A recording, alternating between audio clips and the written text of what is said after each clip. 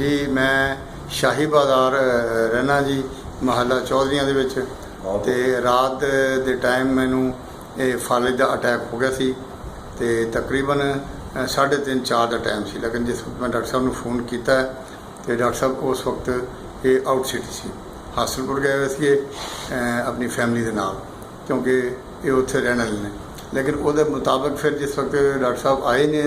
सुबह फौरन एमरजेंसी तो मैनू तलाश करते मेरा बेटा भी फिर आया इन्हों के कोल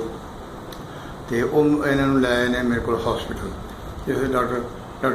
शकूर साहब के कोल उस वक्त मैं उत्थे जेरे इलाज सी लेकिन उन्होंने उस टाइम डॉक्टर साहब ने मैंने कहा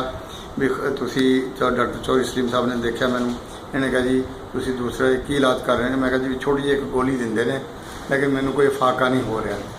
तो उन्होंने डॉक्टर साहब ने फिर कहा तो चलो आओ समान मेरे ना भेजो तो मैं इन्होंने 2 पुड़ियाँ दिना और 2 पुड़ियाँ जड़ियाँ हैगियां ने इन्हें चो एक इस्तेमाल करनी एक मेरे को दोबारा पुछ के करनी तो उन्होंने जिस तो वो मैंने पुड़ी दी मैं खाधी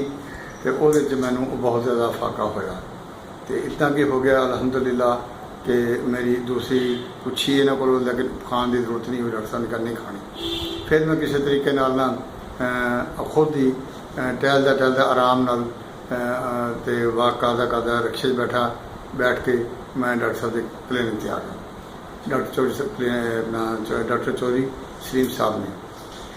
तो ये बहावल चौंक इन्हों का क्लिनिक सी पहले